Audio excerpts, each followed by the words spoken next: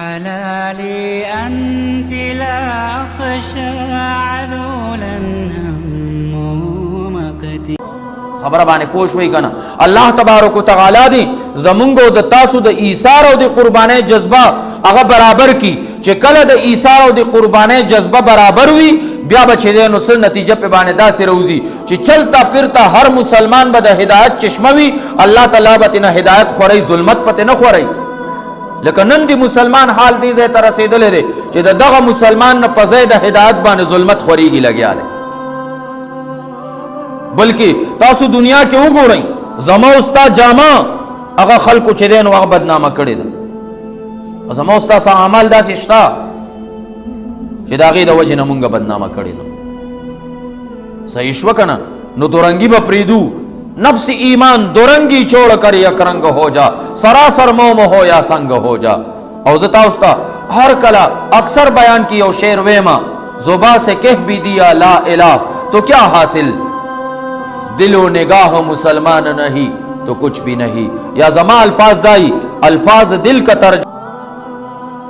ذہن دراله خبره نو چې مونږ او تاسو هغه د زړه او د جبه هغه تعلق هغه برابر کو نو ان شاء الله تاسو به وګورئ چې بیا به الله جل جلاله زمونږ او تاسو نه دین دګنی را چګنی هغه اسلام والا اعمال هغه خوري او اسلامی پرچم با بیا په دنیا باندې هغه چې دین خوروي او کومګو تاسو خپل اعمال هغه د لا اله الا الله په بنیاد کو صحیح شو دا څه خو نه ده چې بس موږ مسلمان شو لا اله الا الله میں ہوئے او بس خبره ختمه ده ما ہوتا یہ شہادت گہے الفت میں قدم رکھنا ہے لوگ آسان سمجھتے ہیں مسلمان ہونا دیر پارا محترم اسا آغا علامہ وی مسجد تو بنا لی شبر میں ایما کی حرارت والوں نے من اپنا پرانا پاپی تا برسوں میں نمازی بن نہ سکا مسجد خو خلق جوڑ کو پیوش پکی جماعت جوڑ شوے نے یعنی زرے جوڑ کو دی دامانا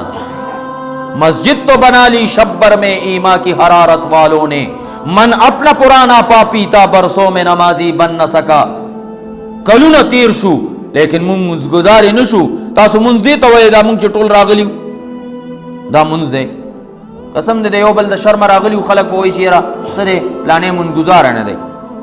زین ترا خبر کنا کچارا پس خبر کول پرے خو دا بس منزو نہ پاتی دی دا یو بل دا شرم رازو تاسو خیال لاغه کړه نو محترمو ګور تاسو ټول چا به دکان بند کړي چا دیاړي پرې خو دا چا خپل کور والا پرې خو دا مختلف اغا نو کړه تاسو پرې خو دې د جمعې منځ ځان مو پاک صاحب کو منځ ترالی خدای دې نه کی که زمونږ نیت خرابي نو هندوستړه خدای ناراضه شو کنو خسرت دنیا ولا اخره دنیا هم تباہ او آخرت هم تباہ خبره باندې پوښوي نو دی وجنه محترم مونږ تاسو اغه خپل اعمال صرف او صرف د ایثار او د قربانی د جذبې سره د الله د پاره ذهن تراله خبره کړه بل مسلمان ته پزان باندې ترجیح ورکړي صحیح شو دی وجنه حدیث پاک کې راځي یو سړی وړومبي سب ته روان دی خودله پته چې زدي وړومبي سب ته وړاندې کېږم د سپینګری ته تکلیف ته نو دی وی یا بس وړومبي سب نه صحیح خو د مشر ته تکلیف ملو نشي وګوره پزان باندې ترجیح ورکا غل کنه ويسرون على انفسهم ولو كان بهم خصاصه نو الله تعالی حبیب فرمای چې دې سړی ته چې دا سپې د مشر د پاره پرې خو دو کنه چې د تکلیف ملو نشي د ته بدړم بي سب په دغنا باندې اجر او ثواب ملاوي دړم بي سب په دغنا باندې بدته اجر او ثواب هغه ملاوي